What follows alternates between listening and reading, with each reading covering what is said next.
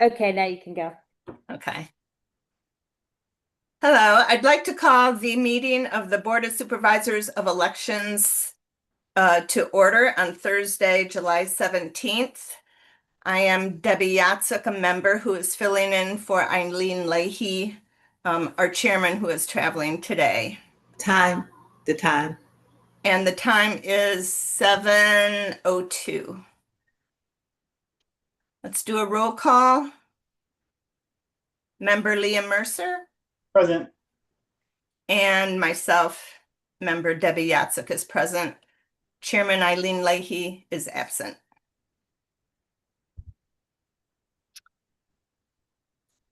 I believe there is one comment submitted, Regina. That is correct. Okay, it is from Mike Dye. And he is asking if a candidate is running as an independent and needs to collect 100 signatures from his ward, and he collects whatever, 100, 105, and they're vetted, and it might come in at 98 because of some names not viable. Can he, and it's before the deadline, can he collect the remaining number needed if he can do so and have them vetted before the deadline? That's the question. I'm going to refer to Ashley, City Attorney.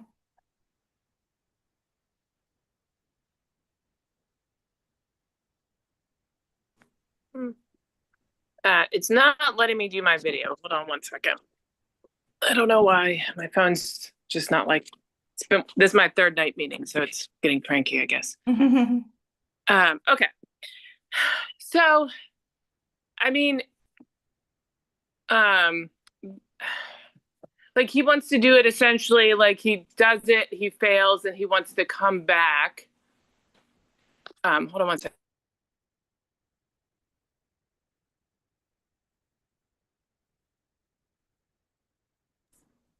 Sorry. I guess he could, but we would have to maintain possession of like the ones you guys had already vetted. Like, you know, if you're going to vet them and approve certain ones, then you would need to hang on to those copies. Like we couldn't release those originals in case they would get, I don't know that they would get tampered with, but you know, it's sort of like a chain of custody thing. You'd have to keep control of the approved ones somewhere with an official count on those. And then in theory, I would think he could submit another batch to add to that.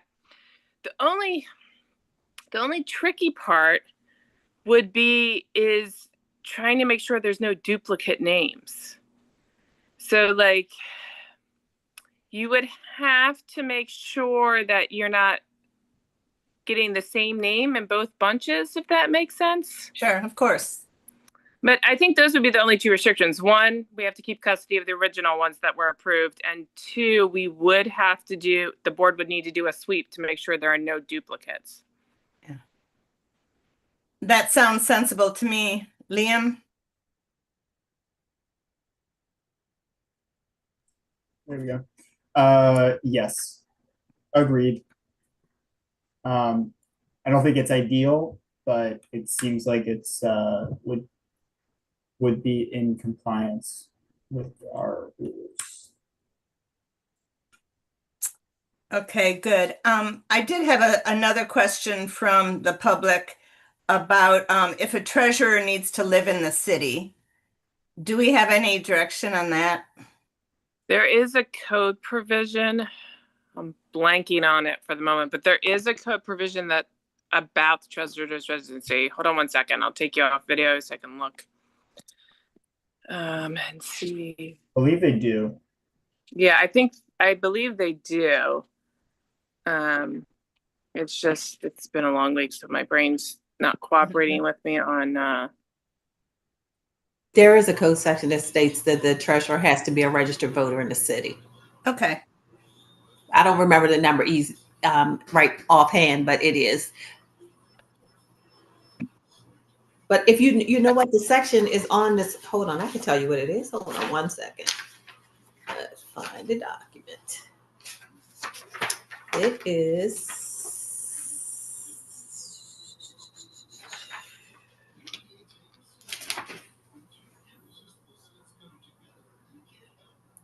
It is section 4.44. Oh, 444. Okay. All right, that's all the all that I have about comments and questions. Let's move on to approval of the minutes. We have two to approve from July 7th. Let's start with July 7th. Do I have a motion to approve those?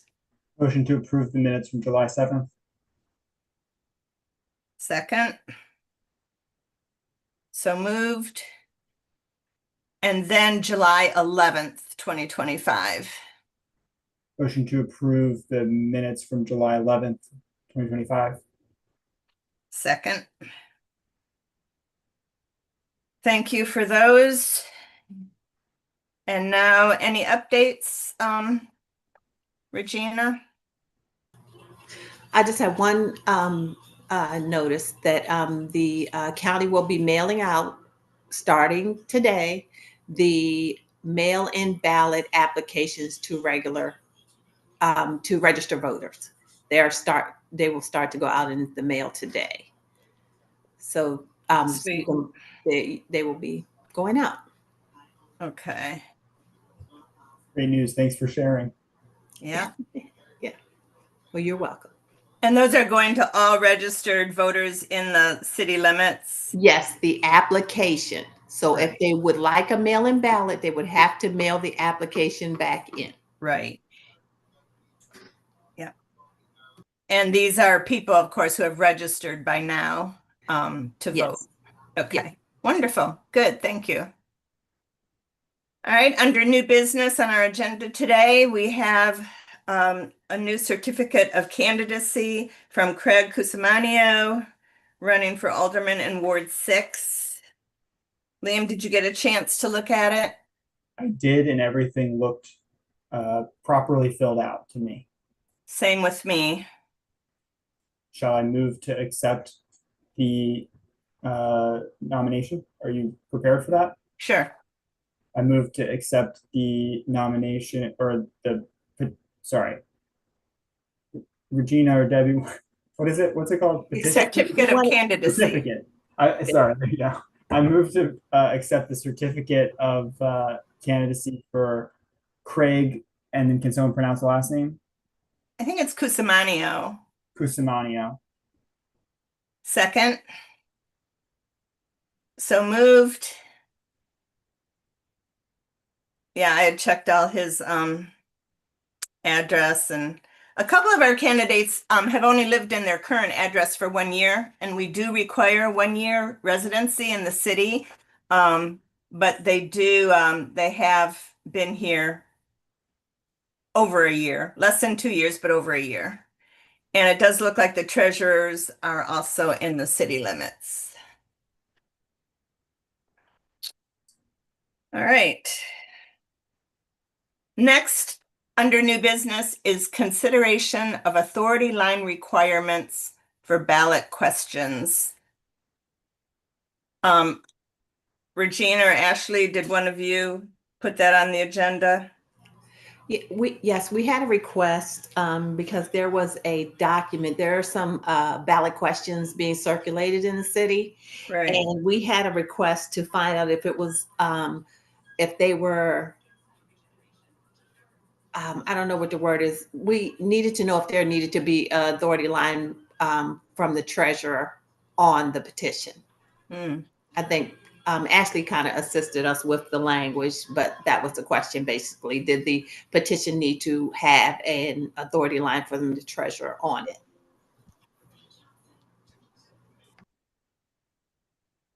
I've reviewed Okay. the documents that Ashley shared, but I'd love to hear your opinion on that. So there's a specific city code section, which is what I was trying to bring up now. You guys are moving. that talks about when an authority line is needed, and it was on the agenda. It's Ashley, it's Yeah. 444. That's right. One- Everything's 130A7. That's right. Sorry. We were in economic matters quite late last night and my brain's just not adjusting. It's okay.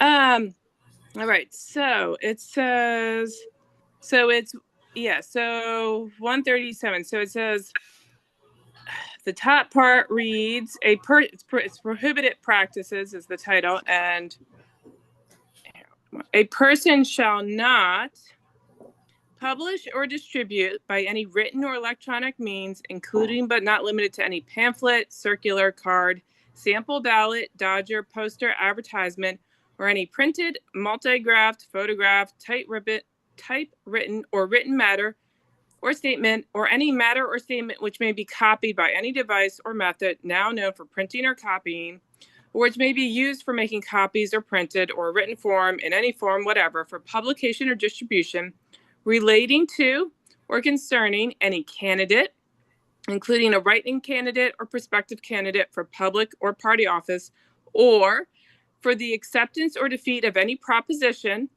unless the pamphlet, circular, card, sample, ballot, dodger, poster, advertisement, or other form of publication described in the subsection clearly indicates the name of the candidate or committee responsible for the literature and contains, but set apart from the name of the candidate or committee, an authority line, which includes the name and address of the person, treasurer, or campaign manager responsible for the publication or its distribution. Except that if the person, treasurer, or campaign manager has furnished the address to the appropriate board, which would be you guys, the literature does not need to contain an address. So that is the relevant, very longly worded section that we would like the board to sort of make a decision on whether that would apply to a petition that is being circulated by a group. Well, my understanding is that the petitions were vetted and approved by the city law office.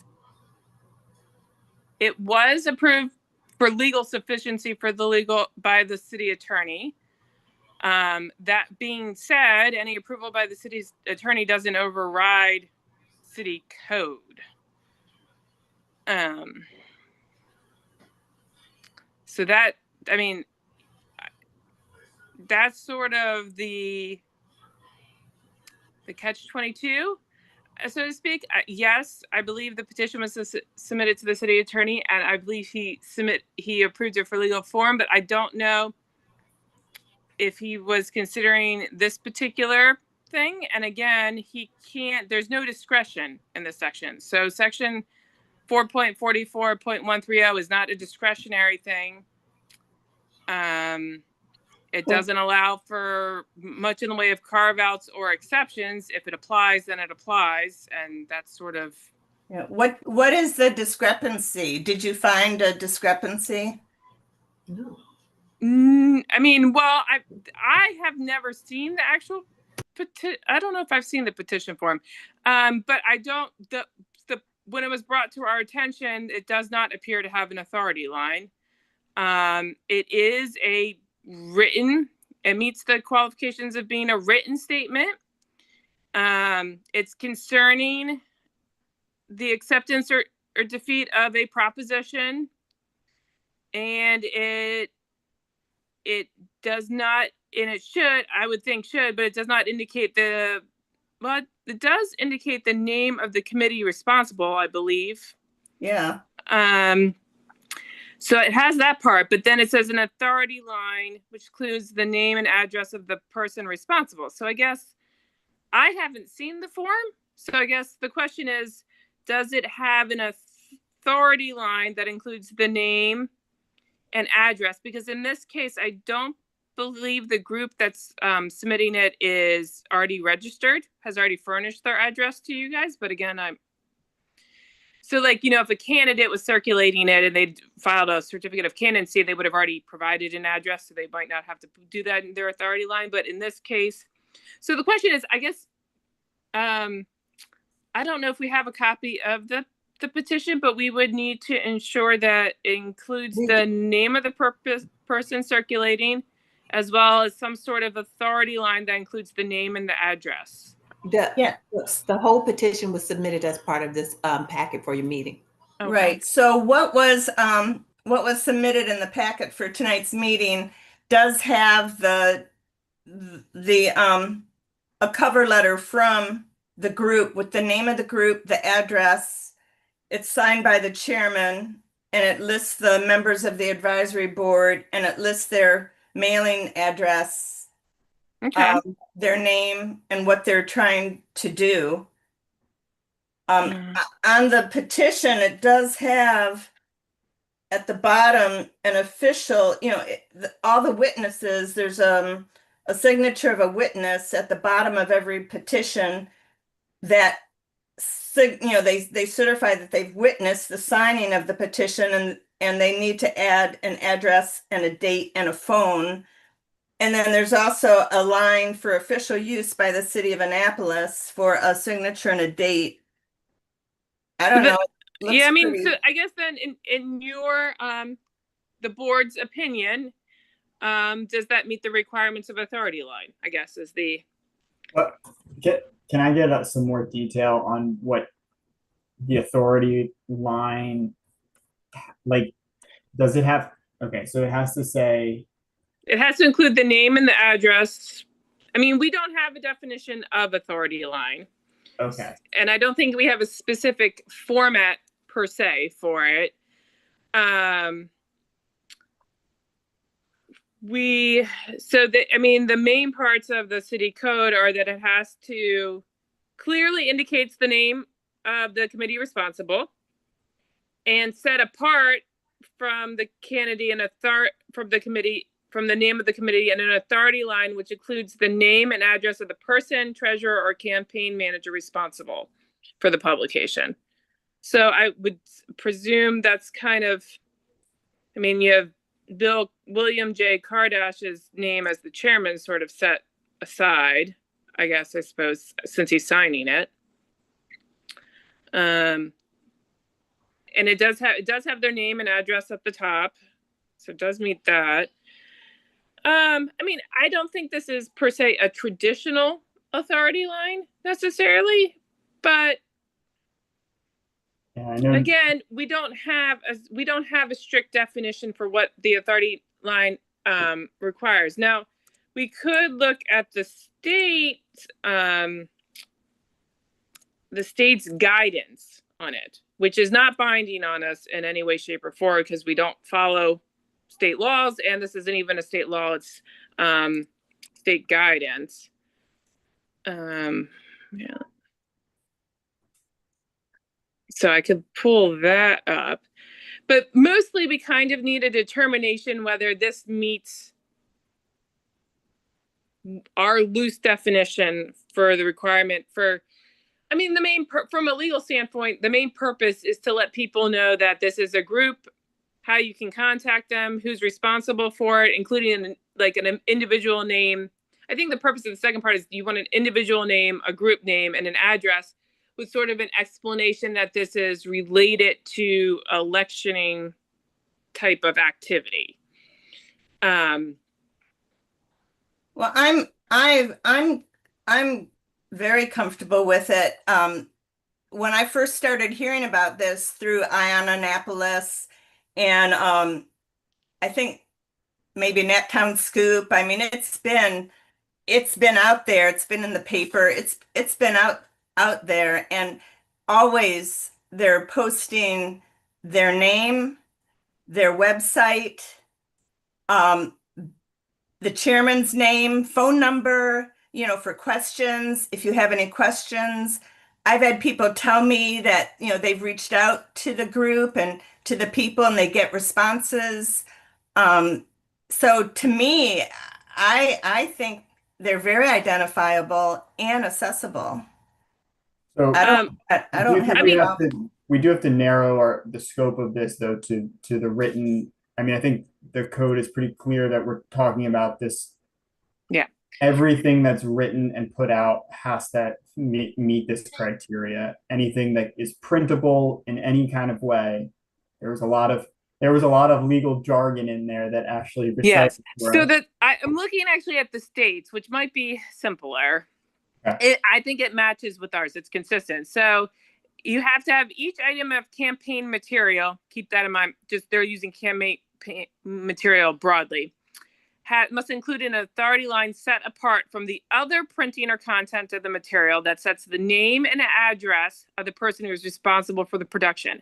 An example of an authority line for a committee would be committee to elect Mary Smith, comma, John Jones, comma, treasurer. So that is their example. And they said, so all they're really looking for is sort of the name of the group, which would in this case, the sample be committee to elect Mary Smith. And then you have an individual's name, John Jones, and you have his position, treasurer. So that's all the state is generally looking for on it. I don't know if that helps at all. So I think there's two pertinent questions to me. One is, there was three different documents that were in the letter in one envelope that were mailed. There was two petition forms and one cover letter. Is there any guidance as to whether we should treat those as, because they were mailed together, one thing, or because there's three separate pages, they need to be treated, each one needs to meet the criteria? Well, the state, and again, this is just guidance, keeping in mind, says if there's more than one piece or item bearing the candidate's name in a mailing, each piece must bear the authority line. An envelope that does not include the name of the candidate is not required to contain an authority line.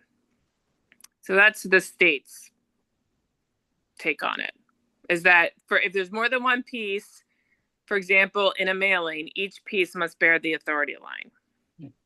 Okay, again, that is guidance. This comes out of, so this is not state law. This is, it is a summary guide adopted by the State Board of Elections as sort of a guide on how to interpret its laws. And again, not binding on us. It's just guidance to assist. Yes. So the cover letter that has all the information on it says that two petitions are enclosed, and it gives the name and purpose of each one. And then they are there. So it's the same topic. It's the same purpose. The letter and the two petitions match up. I will say, but I would say yes, but the petitions are for two different. They're two different initiatives. Of course, we want to do the same. That's why there's two. Right. So I would say the back, I'm guessing this is a one pager. The back of the yellow one does have it at the bottom. It does have the organization name, but if I'm going back to part 7, right? Yeah. We need the name of the candidate or committee responsible for the literature. Okay, so it says that, but set apart from the name of the candidate or committee, an authority line, which includes the name and address of the person, treasurer, or campaign manager. It does not say the committee. We're looking for a person specific. Correct. And go ahead. And that is not on the petition itself. But on a petition, and I've signed other petitions in my life, when you're signing a petition, you're signing for a subject matter. You're not signing for a candidate. Well, I don't understand how you would even put a name of another person on a petition that you're asking someone to sign. To me, that would seem confusing and also maybe even leading by putting someone's personal name on a petition that you're trying to get people to sign that still need to be witnessed and still need to be certified by the city with a name. I don't think I've ever seen a petition that has a personal name on it. I would say this is potentially a different scenario. A petition that someone is holding and walking around and gathering signatures is different than something being mailed to somebody's house. I think that's the distinction that I would offer in this instance, right? And I think that's what this is meant to protect against. This part of the code is meant to protect against things showing up in people's mailbox and being untraceable. If someone's circulating a petition with them in their hands, that's a different that's a different scenario. I think also I would say if we look at the last page that was circulated beforehand, this is the email with Ashley's opinion, or its definitions, I should say. I do think that this meets the criteria of a partisan organization. And in that case, okay, so that is related to, this is related to reporting, financial reporting. Okay, so I think maybe we can set that to the side. But I do think that the number 7 is pretty clear that it doesn't have to be necessarily a candidate. It can also be a the acceptance or defeat of any proposition. But I guess the proposition hasn't Yeah. been, it's I mean, that is not sort a of, proposition on the ballot yet, maybe. yeah. I mean, that is sort of a an area that is a little less clear. I'm just going through the ballot question procedure, and also might something we want to clear up later is that we have the city attorney indicating that the question itself is legally sufficient, but not the form per se, if that makes Okay. like we have a spot that says like what it needs to look like, and maybe we need to add to that it needs an authority line to be more express, because the problem is the city attorney shall review the ballot question to determine if it is legally sufficient.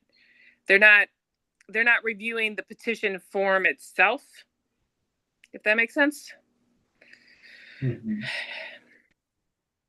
Yeah, I don't know if he saw that or not. Yeah, well, because like I said, the focus of the city attorney would have been on the question, because that's what it says. He shall review the ballot question, not shall review the petition form. And I guess you could read it broadly or you could read it narrowly. And again, we just enacted this, so obviously every time you enact new laws, you always find all the things you forgot. Right. Once you start using. So it's just one of those things. I mean, that's something we can discuss later. I think we need to decide this one first. It just depends. We do have a couple holes in this, in what we drafted, that probably could be tightened up. Which if we tighten them up would have given easier guidance. I mean, technically they should have still been looking at chapter 4.44 for fair elections practice. But so it's, I mean, it applies whether it just, for this one, it's I think the cover letter legally is great. It's just the question of whether we go with the state guidance that it should be on every page, or whether for our purposes, since that's not binding, whether the cover page is sufficient. And Yeah, I I don't, agree. That's I think, to me, one of two primary questions, because I agree. I don't think that the petitions themselves meet the criteria because they don't have a name. However, either we could say the envelope altogether because it says it in the envelope. That doesn't necessarily match the state's guidance, but that could be our interpretation.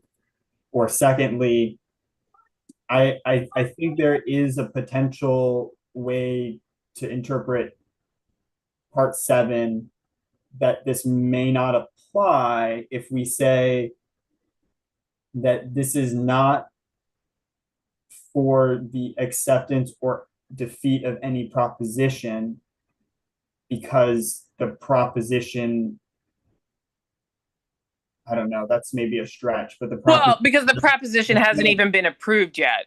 Right. It hasn't been, technically, it's still in the process to get added to the ballot. So it's not an approved proposition on a ballot at this point.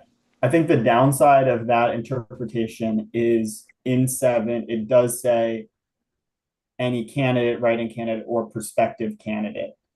So from that perspective, if we're treating a prospective candidate that might not be an approved person on the ballot, then are we treating a prospective ballot question in the same way? And I think a petition is inherently, inherently in support. Yeah. Well, I think I agree with Ashley that we can learn from this. We can tighten things up. We need a definition for authority line requirements. You know, we need to answer these questions that we're all struggling with and don't know. The group did go through the legal office. You know, they did do, as far as I know, their due diligence as far as what direction you know, they received from the city attorney with moving forward. To, you know, it's been clear through their publicity of what they're doing and who's doing it and why and when and how. If we don't have a good definition of authority line requirements, and if we're struggling right now with how to handle it or explain it, I don't see how we can not allow them to proceed this, you know, with this movement. And then we just need to get, you know, clean our act up going forward. Now I did, Madeline, when I came on, I did hear that Bill Kardash was viewing the meeting. Do you, I mean, he's probably watching if he was here before I got here. Do you want to have him, do you have any questions for him? Or do you want to hear from him? They're asking me. Yeah. Or anybody, Ashley? I mean, ultimately, I'm just providing legal guidance. So Okay. I would defer to you guys. Okay. You are welcome to open the floor to people who are listening. That's your discretion. I think we're just going to have to make a call on this for this one and know that we need to work on it to do, you know, Yeah. like I said, laws are written and then we don't know how well they're written until we actually start using them. And that's the nature of it.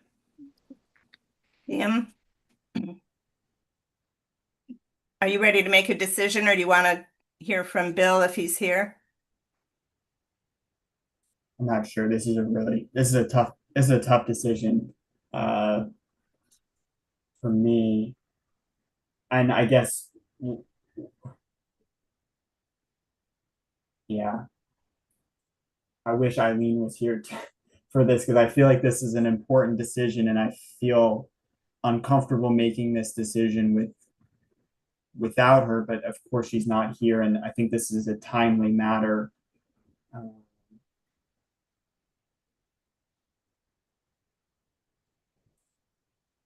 Well, what would you want to be done if you don't think it's sufficient?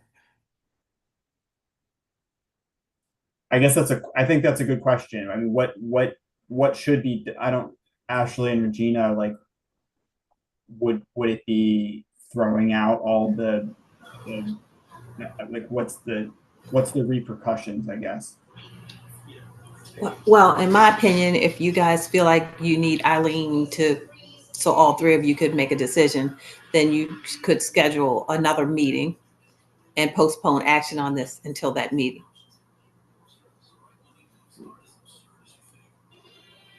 But in the meantime, she left today for 2 weeks. Yeah. Um, And the deadline for the ballot question is the 28th. it's unfortunate this came up now so late when it's been out there for a month or two.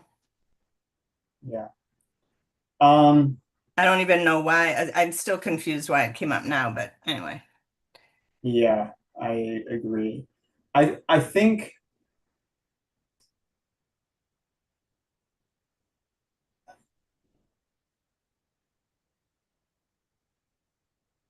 I think I'm coming down that in this case we don't have there's state, I mean, there is a precedence that we don't always follow the state guidance, and I think it is reasonable these were delivered in a single envelope, so they weren't delivered in a separate manner.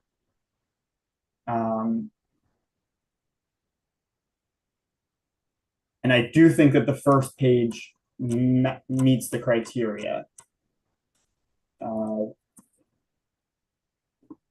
pretty clearly. But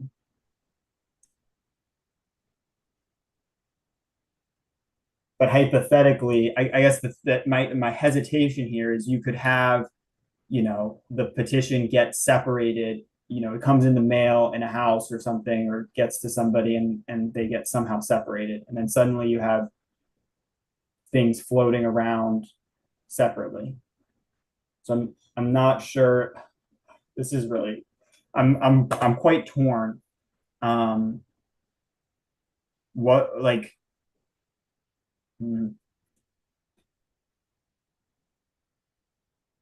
I guess with the two of us. I mean, what do you want me to read what the violation penalty section is for a chapter 4.44? Not really, because I don't think I can be making a decision based on that. Okay.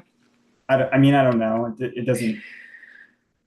Because I mean, I don't think, perhaps looking at, if the ballot question, the ballot question process doesn't actually, it has to, it has to be on separate papers, no more than 8 1/2 inches, bearing one or more signatures, and each side of the paper shall contain a complete text or accurate summary. So it's met all of those requirements. So it's meeting all the requirements that we expressly spell out for the petition format in 4.40.030, because that section does not expressly address authority lines.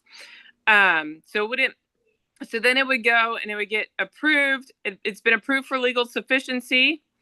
And then the board verification is verifying each signature as legitimate. And then once the question is legally sufficient and the board verifies the signatures, then it goes up to city council. So at this point, there's,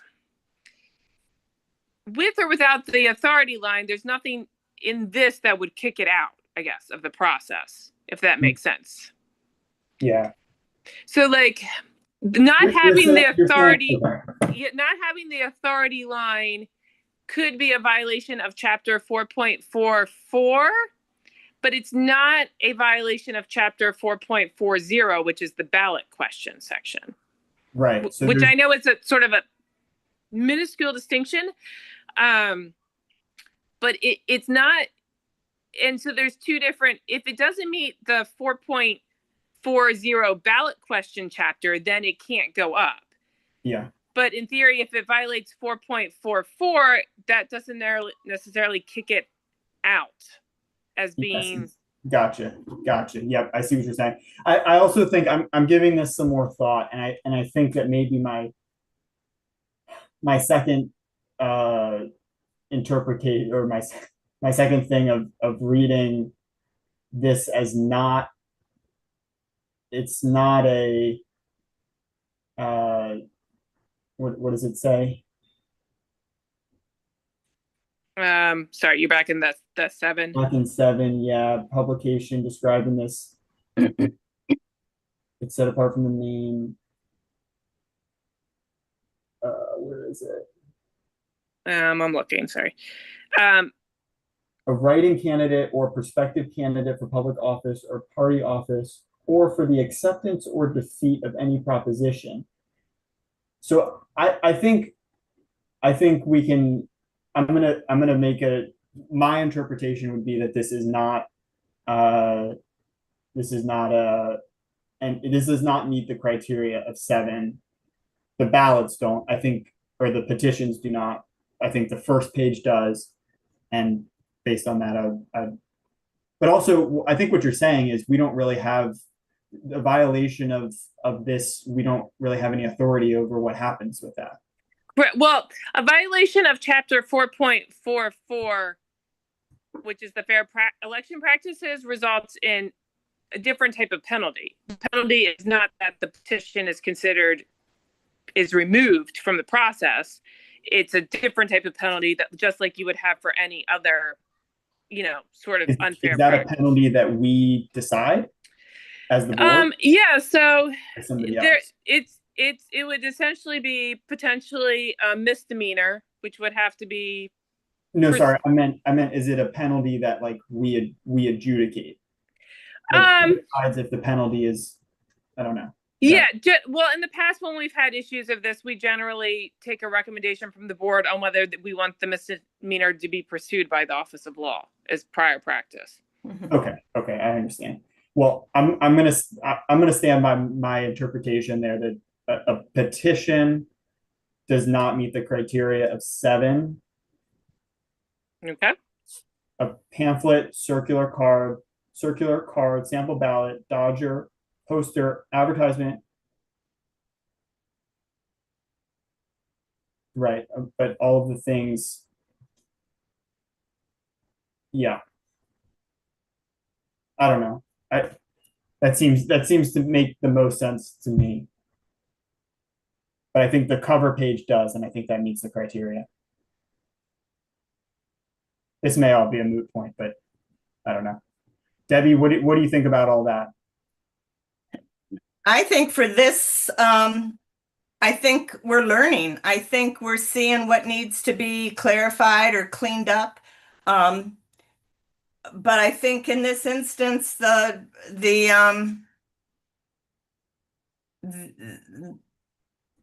me, it's clear, and I don't, I think they followed the direction they received, and I have not heard, the board, as far as I know, has not heard any complaints, unless this was one. I don't know if this was a complaint that came in from somebody, but and for it to be at this late time, I mean, my goodness, it's not fair. I mean, we can learn and do better going forward, but if I was involved with this and this was out there, and then we're just talking about it now with some kind of I mean, I don't know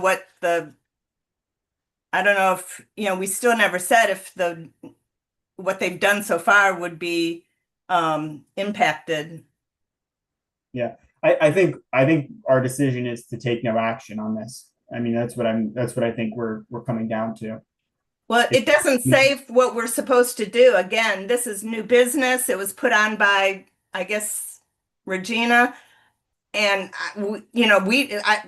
as of yesterday, the chairman didn't really know what it was about either. So we're just hearing about it, and it doesn't say we're supposed to take any action. Yep. Okay, So are we good? I think we can move on. Regina, do you just want to have them do a motion that they're going to take no action on it to make it official? If that's what they choose to do, yes, ma'am. All right, motion to take no action at this meeting on the submitted public comment regarding petition distribution. Second. All in favor? Aye. Aye. Okay. Next item is a city council new introduction, 2425. It was in this past Monday's meeting, election report deadlines. It was submitted by Alderman Huntley. Yes. Regina, you want to? I guess it's supposed to be brought before us just for information. Information. If you have any comments, you in favor of it, in opposition, whatever you guys decide to do. Liam, did you get a chance to kind of look at this? Yes, I did get a chance to look at it. I reviewed all of it. To me, I don't have any concerns with it. I think it adds a couple of, nets one additional review of A report. campaign finance reports, but I don't think it materially. I guess I haven't reviewed campaign finance reports before, so I don't think. I mean, I would like to get Eileen's opinion on this, but to me, it seems like a good idea or a fine idea. Yeah, Eileen did give me a brief. Again, this was something that went to the council first. I don't think she talked to the alderman prior, but it would introduce two new reports. The 26th Tuesday prior to a primary, which would be mid-March, and the 13th Tuesday before a primary, which would be mid-June. She does not have a problem with that. On our part, like Liam said, it would give us, some extra. Debbie, you're talking about the wrong primaries. We're talking about the city primaries. They're not in March and June. No, I'm talking about the 26th Tuesday before the September primary is mid-March, and the 13th Tuesday before the primary is mid-June. Okay. Yeah. So I did the calendar today, counting all the weeks. So normally we don't get a first report, and I'm learning too. It's my first go round, but I did do I have reviewed reports. Normally we get the first report the mid-August before the mid-September primary. So you get that first report from everybody who's entered, a month prior.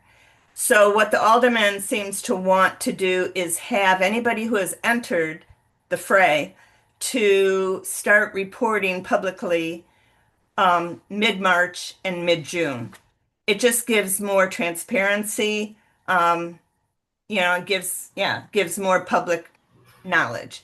So I don't have a problem with that. Can I just ask the question? Yes. So you are saying that anybody who enters the race to run in a city election, you want a campaign fund report from them in March when the deadline for certificate of candidacy isn't until July? They would report if they had were spending money. Or if they've entered, I guess. They're already required to do that if they collect up to $300. Right. Right, but they're not required to report until, The first reporting, which would be in August, after the deadline for a certificate of candidacy. Right. right. So people can, you can start running 1 year prior, right? You can declare 12 months prior. Yes. So I guess this would only be if somebody declares, you know, that early, that mid-March or mid-June would affect them.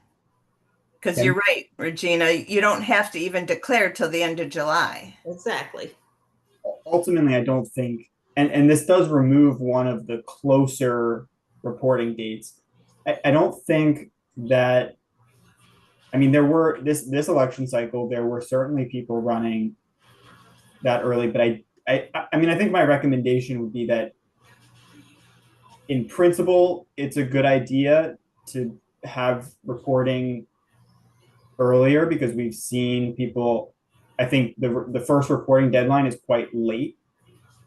However, I think March might be somewhat premature. I think that would be my recommendation. I mean, do we want to recommend different deadlines, different whatever number of weeks before the primary? We could do that. It's I do think that it's good because it gives as we get closer to the election, we start to get more and more things, and there's a couple campaign finance reports jammed in right at the end right now on the calendar. So this spreads them out. It adds one, spreads them out a little bit, maybe spreads them out a little too much.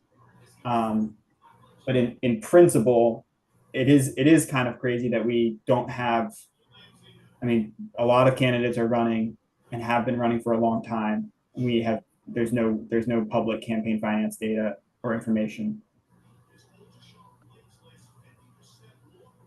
So are we being asked to, is this just informational to us or if we want to change something, Alderman Huntley is not at this meeting, so I don't know if he knows or cares that we're looking at it tonight. But is he or are we to give the council? They know they was referred to you guys, so they are aware they've seen it. They would like a recommendation, or generally they're looking for some sort of advisory statement. Okay. Or recommendation. Do we need to put that in writing? No, generally you can just make a motion. Well, if it's really long, I guess you could put it in writing, but you could also just do a motion that Regina would transcribe and submit to them. Yeah. Okay. So Okay. how, the one he wants to delete is the end of October, the one just before the election, the general election. So the first two are before the primary. The one being removed is before the general. Eileen didn't think we actually had to remove any of them, but I was trying to figure out the dates, and it looks like if we go with this new calendar, the if a candidate has come in early, they would do one mid-March, mid-June, mid-August, the second week of September,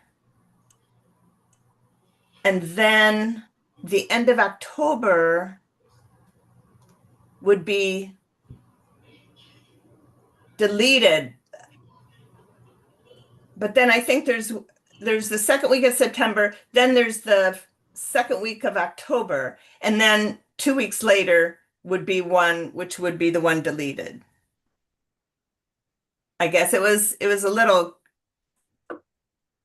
confusing to figure out exactly how it would be, but it would be the 2-week one. But then if you're not taking that one right before the general, then you don't get the final one till December 1st.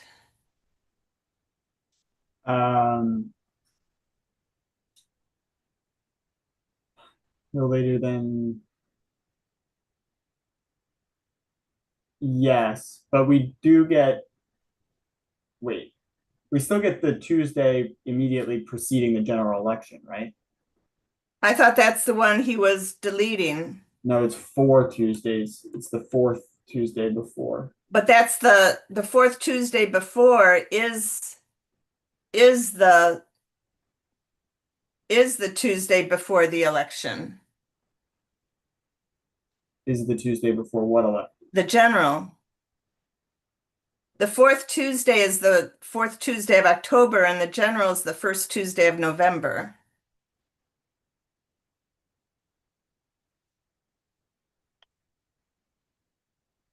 Oh, on fourth Tuesday.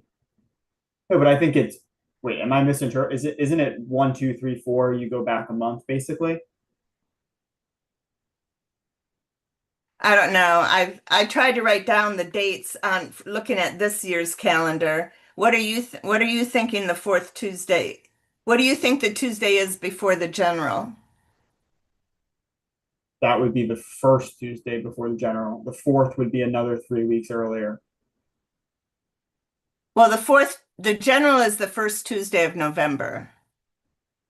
Yes, but I guess I'm interpreting the new, we're talking about the 13th Tuesday and the 26th. So I don't think, well, I can't, Regina, do you have insight on this? What's the reporting deadline? Yes.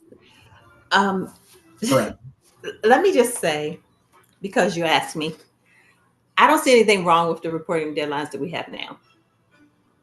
They work fine. I don't understand why they need to change. I guess just to offer more insight for candidates that file early. Yeah, but the only way we would know that a candidate is actually collecting any funds at all is they would have to come into our office and tell us. So, because we don't do a search to see, I mean, and we don't take hearsay if somebody says, well, this person's doing this and this person's doing that. That's not how we work. Right. We work factually. So the paper saying that a candidate is a candidate doesn't affect anything we do. You know what I mean? We have to have actual factual transactions to do anything. And there is a $300 stipulation that no matter when a candidate enters, if Yeah. they have that 300 They or have to above threshold, they are due to come file. in. They come in and they start their certificate of candidacy because they need that to take to the bank to open up their campaign account. So they do come in at that point. And if they have questions, typically they'll send us an email saying, well, hey, and this is an official notification. If they send us an email and they say, well, I'm running and I have been campaigning, what are the rules? And then we would supply them with the code sections. And then when they meet that threshold, they would come in and fill out the documents they needed so we would know that they were collecting funds. But a $300 or more campaign coffer does not require a campaign finance report until they start for everybody, right? That is correct. Okay. That's just notification. The code says that they need to notify us at Gotcha. that point. Okay. So what is the current? I mean, we have one, the fourth Tuesday preceding any primary election, the Tuesday immediately following the primary election, the fourth Tuesday immediately preceding the general election, and the fourth Tuesday, and then Tuesday immediately preceding the general election. Those are the deadlines. So there's currently 2 before each. So right now in 2025, Yep. the calendar shows that the first one is due, the first one ends August 17th. The second one ends September 7th. So that's like 3 weeks. The third one ends October 5th. So that's like a month, 4 weeks. The fourth one ends 10/26. So that's 3 weeks. And then the final one, It's December 1st. exactly. So they're 3 or 4 weeks apart, Mhm. starting mid-August to December 1st, and there's 5 of them. Right. So we've got one a month before the election, one the week before the election, and then the next one the same thing. One a month before the election, one a week before the election, and there's one after. That is correct. The alderman is proposing, one, mid-March, mid-June, and then delete the one the week before the general. So Liam, I heard month you, before the general. Delete the one the month before the general. well, the fourth Tuesday. Which So is I'm thinking the fourth Tuesday is the end of the month. No, I think it's wanting to count you back weeks. Oh, that's what you were saying. Yeah. So you're talking about it being October 14th Yeah. That one. or 7th, October 7th. I see, October 7th. Oh, that one. Okay. That's right. Yep. All Okay, right. so my opinion would be that we should take no action on this, and that one of us should draft an opinion as a board that we will discuss, edit, and amend on the next meeting that we have. And I'm happy to draft an initial comment, and then our next meeting we can make edits together with Eileen and submit our comment and vote on it. Are you I'm comfortable? fine with that. Perfect. And I will take on drafting the comment. All right. Thank you. Do we need a motion for that, Regina? Yes, ma'am. Okay. I wrote down what you said. Just you need a second. Okay. Do you want to do it, Liam? Sure. Motion to draft a comment to be voted upon, edited and voted upon at the next meeting. Second. Roll call. Aye. Aye. Or vote by Liam. All right. Thank you, Liam. And thank you, Regina. Your advice and experience is very helpful and appreciated. Thank you, Debbie. All right. And Liam. Thank you, guys. Okay. Last new business on the agenda is our letter, the draft letter to that will be going out to all our candidates about the need and process for filing their campaign fund reports. Do you have any more comments on that, Liam? I just had a few edits last time. I think we've touched on this before. I think my only comment, and I don't really care that much, so I'm not going to buy on this, but I don't really know why we're offering to allow people to use a different form.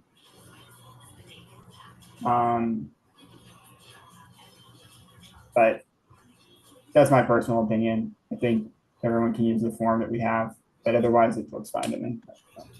But also, I don't really care that much, so we can. Well, the idea is so people used to use the form, and then technology and over the last cycles new treasurers, new candidates, new formats, new programs were available. So then this last time we had a lot of different flavors of campaign fund reports that they were just attaching. They were just saying see attachment. And it took up a lot of time because the columns were different, the headings were different. So this is a move towards matching up what the candidates and treasurers seem to want with what we can do with the city IT department. And I think there's still some grace in there to allow some flexibility, but the idea is what you said, Liam, is to have a good format that all, matches up what everybody uses and that we can just all be on the same page. I think the way this reads, we're going to be in the same position that we were previously, where everyone just sends their own thing in.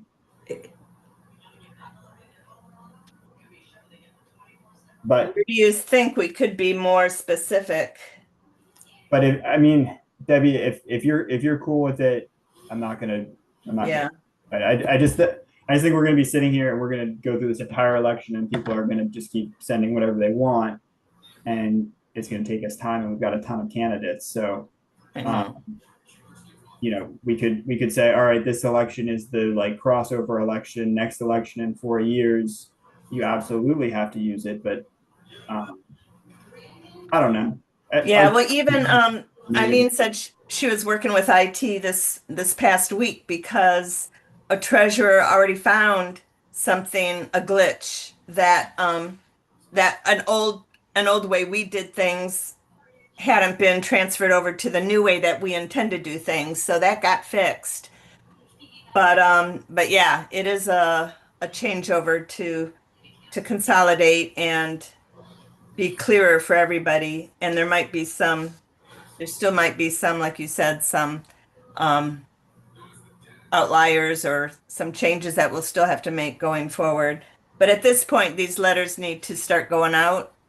Yep. All right. So you're in support of sending the letter as it is? Yeah, we do need a parentheses at the very last line. The very last paragraph, last line. Either remove the first paren or add a second one. Do you see that, Regina? Mm-hmm. That's all. All righty. I'll move to accept the letter to be sent out to candidates with the noted edit by Debbie. Yeah. Second, all in favor? Aye. Aye. Okay. Any other topics for the good of the order? No topic from me. Okay. Anything else, Regina or Ashley?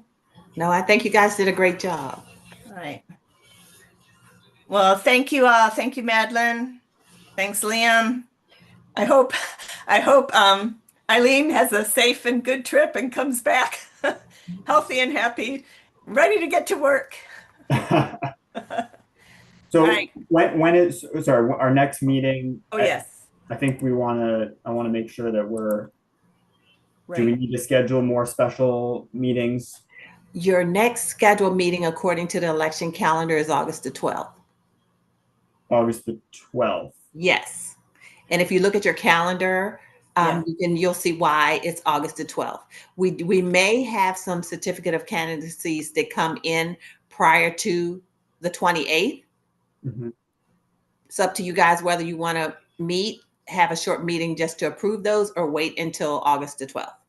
And that's not something you have to decide today. Can we do petition candidates? Oh, we have to do those if they come in. We have to do those before the 28th. Yes. The deadline is the 28th and the deadline is for the council, I think.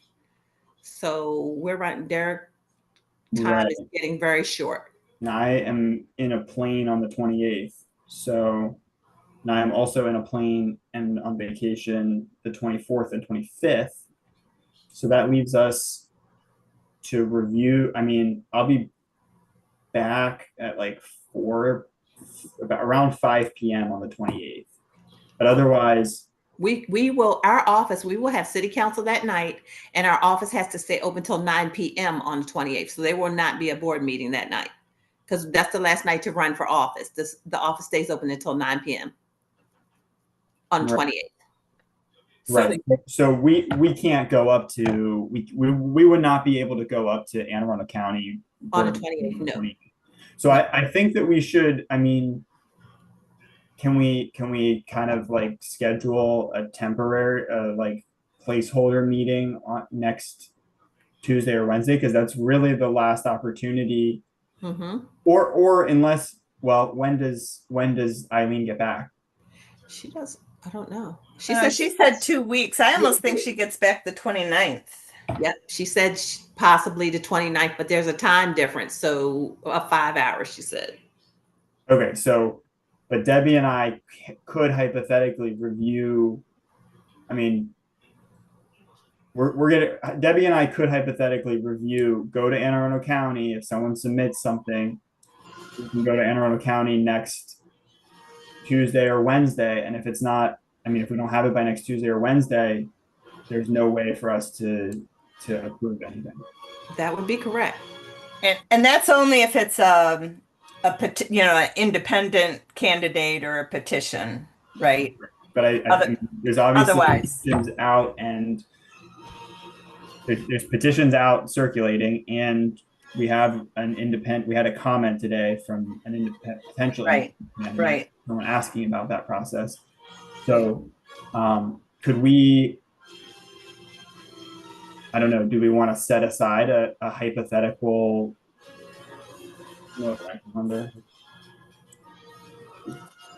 yeah, let me just a minute. Oh, what? Okay.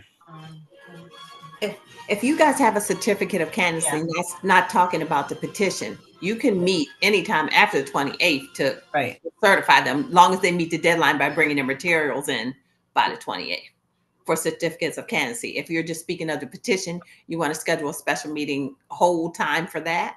Is that what you're saying? Oh, sorry, no. So the independent, if we have to review signatures for the independent candidates, right, we can do that after the 28th. If we receive their materials and they have, I think this is probably an Ashley question, but if they turn in their petition and we review their certificate of candidacy, check their voter information, and we have everything in, you could possibly, I think, but I'm not the attorney, review that after the 28th deadline because we have all the materials in on the 28th. We won't accept anything after. So if they don't have enough signatures, well, we accept it on the 28th deadline, and we go to the county, say on the 29th, to review the petition, and they're missing 3, they're just ineligible. You couldn't see anymore after that. That's correct. But Ashley, you're in agreement that we could, for unaffiliated or whatever candidates, we can review signatures after the 28th. We might have lost Ashley. Hold on, okay. She's muted. Well, I don't think we need to schedule anything now. Could we just get a written answer to that? Because I think if we get the certificate. Hey, sorry, I'm here. What was the question? I got distracted. So we know the petitions have to have been reviewed by the 28th. Yeah. Do an independent or unaffiliated candidate, do we have to review those petitions before the 28th? Or if they submit everything, can we review that after the 28th? Well, because the tricky part is with them, unlike, and we're talking about, well, no, petition. So a petition for a candidate is not as problematic because it doesn't have to go to city council. That is correct. So I think we could accept and hold it. I guess the risk is if we don't look at it before then and it's wrong, they don't have an opportunity to correct. Right. Yeah. Sure.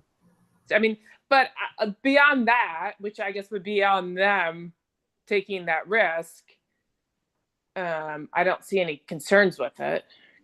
Okay, understood. Okay, then I'm ready to close the meeting out. Unless there's other business. Okay, so right now, a firm next meeting would be August 12th. Is that right, Regina? That's up to you. Yeah, that is per the election calendar. Yes, that is your next meeting date. Right, Tuesday, August 12th. It says we could hold a special meeting on or before Monday, August 18th. Yes, that's why we picked the 12th. Okay, but could it be, because I thought Eileen said the 18th. The meeting is on your approved calendar as the 12th. It says Oh. on or before the 18th. Okay, so and the 12th is noted as a meeting. I mean, it's on the calendar along with the 18th. All right, let's shoot for August 12th then, right? That's That's your the next calendar. meeting. Unless we need something. If we receive anything in our office that we think that you guys may need to have maybe a special meeting and maybe at a special time so we can get it done, we will definitely reach out to you as soon as we are aware Okay. of anything. And then if we have to go to Glen Burnie with any petitions or yes, names, then we'll need to coordinate with them too, right? Yes, we would notify them first so we could get potential dates and times Good. and then send that information to you guys for confirmation. Okay. And so hopefully if we have to do that, we could do it next midweek, right, Liam? Tuesday or Wednesday works for you? Yes. Okay. Um, All right, just then to it would know, have to be just to during the have a, workday. Oh wait. It would have to be anyway.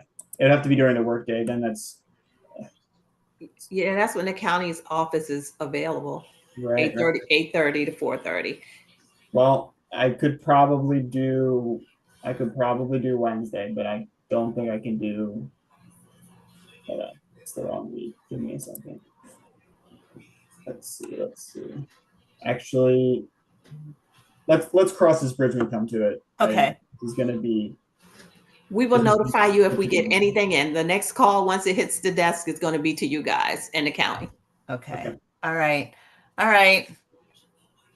Okay, so Thank you. You can adjourn and let me know the time, please. Okay. Motion to adjourn the meeting at 8:20 p.m. Second. So moved.